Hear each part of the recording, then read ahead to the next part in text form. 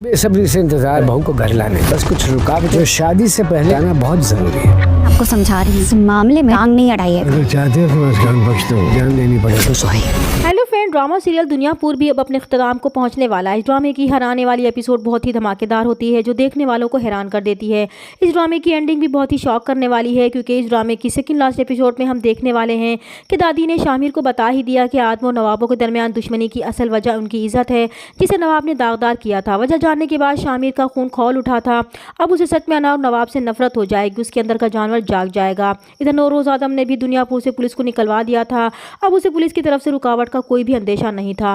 नौरोज आदम का नवाब और उसकी बेटी को मारने का प्लान मुकम्मल हो चुका था, इसीलिए वो नवाब को फोन करके कहता है कि बहुत जल्द इसकी बेटी नौरोज आदम की बहू बनने जा रही है। उन्हें अपनी बहू को घर लाने का बहुत बेसब्री से इंतजार है, लेकिन इस शादी से पहले कुछ रुकावटें हैं जिनका हटाना बहुत ज़रूरी है। तो नौरोज आदम की ये बात सुनकर नवाब भी परेशान हो जाएगा।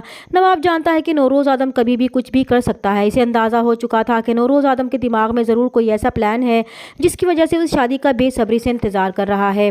अंदरूनी तौर पर तो नवाब भी अपनी बेटी को इस्तेमाल करके नौरोज आदम को मारने का प्लान बना चुका है और इसकी तैयारी भी मुकम्मल हो चुकी है। लेकिन नौरोज आदम की आदत से वो अच्छी तरह वाकिफ था कि शादी के पीछे भी ज़रूर इसकी कोई चाल है। तभी ज़मीर भागता हुआ नवाब के पास आएगा और बताएगा कि पुलिस दुनियापुर से जा चुकी है, जिसका मतलब साफ है कि नौरोज आदम अना के जरिए सबको मारना चाहता है। तो नवाब और भी परेशान हो जाता है। वो अना के पास जाता है और उसे समझाता है कि शामिर और नौरोज आदम उसे मिलकर बेवकूफ़ बना रहे हैं। उसे शामिर से शादी का फैसला बदलना होगा क्योंकि इसकी जान को खतरा है, वो उसे खतरे में नहीं डाल सकते।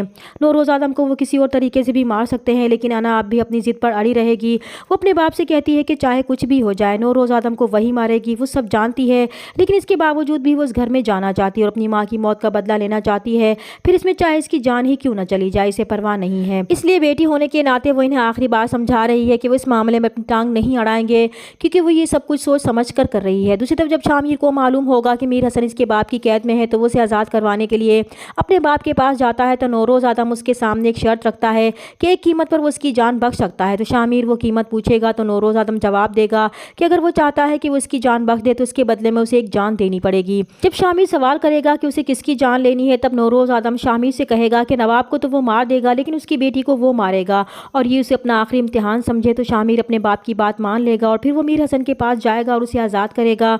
तो मीर हसन शामिर से पूछेगा कि ये आज़ादी उसे किसकी मौत के बदले मिल रही है, क्योंकि वो समझ चुका था कि नौरोज आदम की डिक्शनरी में गद्दार की सज़ा सिर्फ मौत है, तो उसे आज़ाद करने का मतलब किसी और की जान लेना है। तो शामिर मीर हसन को जवाब देगा कि है एक काम जो सिर्फ वही कर सकता है, उसे नवाब की बेटी अना को मारना होगा।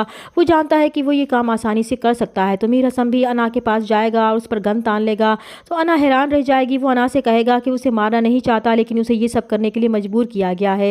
लेकिन जैसे ही वो गोली चलाएगा तो गन खाली होगी। इस तरह शामिर मीर हसन के जरिए अना को खबरदार करना चाहता है। दूसरी तरफ नवाब अब कसाईयों की बस्ती पर हमला करके नौरोज आदम की ताकत को ख़त्म करने की कोशिश करेगा लेकिन नाकाम हो जाएगा और फिर शादी का दिन भी आन पहुंचेगा। अना के साथ साथ मदिया भी शामिर की दुल्हन बनेगी और फिर नौरोज आदम बारात लेकर नवाबों के पास जैसे ही पहुंचेगा तो नवाब आदमों पर हमला कर देगा।